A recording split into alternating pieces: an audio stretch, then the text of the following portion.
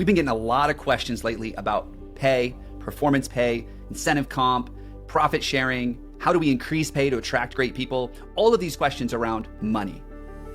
And well, historically, we haven't had to spend a lot of time talking about money. Now it's more critical than ever with inflation, the economy, the uncertainty out there, the job market.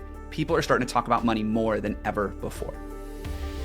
Now, I want to share with you a couple of guiding principles when it comes to pay.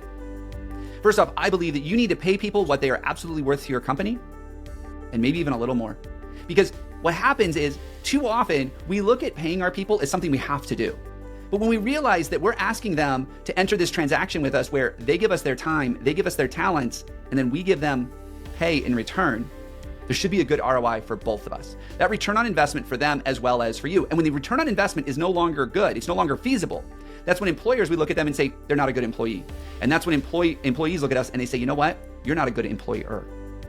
Now, the way we measure and the way we calculate return on investment is different, whether you're an employee or you're the employer. As an employer, we want to know that we are getting a good return on the investment we made, the money we made. So if we pay somebody $22 an hour, we want to know that we can bill them at 75 or at 100.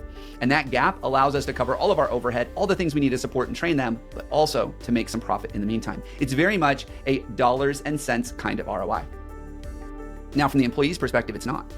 From the employee's perspective, it's about how much energy did I put in? How much energy did I get in return? I worked my butt off and my boss didn't appreciate. I went above and beyond and I took care of the client in a way that we've never taken care of the client, and they love us. And I got nothing in return. I gave up time with my friends and my family and the things I do for fun. And in exchange, I go to work every day stressed out and upset, and I come home angry because I don't like my job. I don't like the people I work with. I'm not appreciated. The return on investment from the employee's perspective is completely different than the return on investment from our perspective as the employer. So what are some ways that you can use pay to help them get a greater return on investment? Now, there are a lot of ways to help them get a better return. Improve the culture, invest in them, train them, show them a career path, help them with their personal goals. A lot of ways you can help them get a return on investment, but I want to focus on pay right now.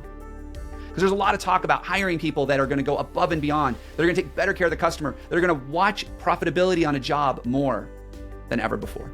So the first thing, if you are ever going to consider offering some kind of incentive compensation, performance pay, bonus pay, whatever you want to call it, first thing I believe, you've got to make sure that they have absolute control over their ability to perform.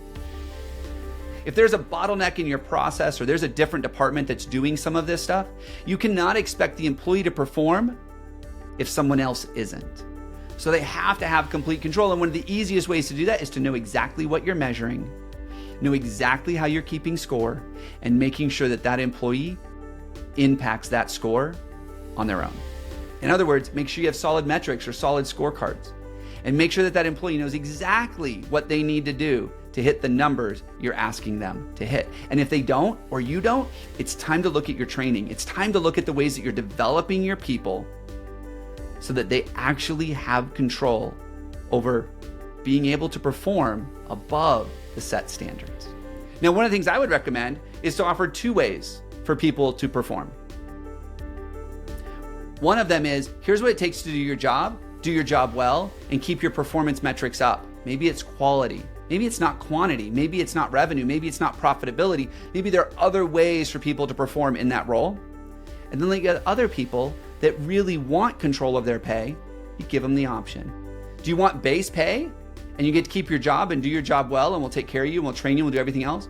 Or do you want to maybe make less on your base, but the opportunity for you to make so much more because you know you're a top performer, because you know that performance is just in your blood, competition is in your blood?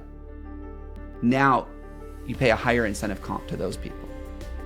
But I just want to caution you, too often I see people rip the Band-Aid off and say, oh, we're completely redoing pay and we're going incentive comp and that's it, and you got to deal with it.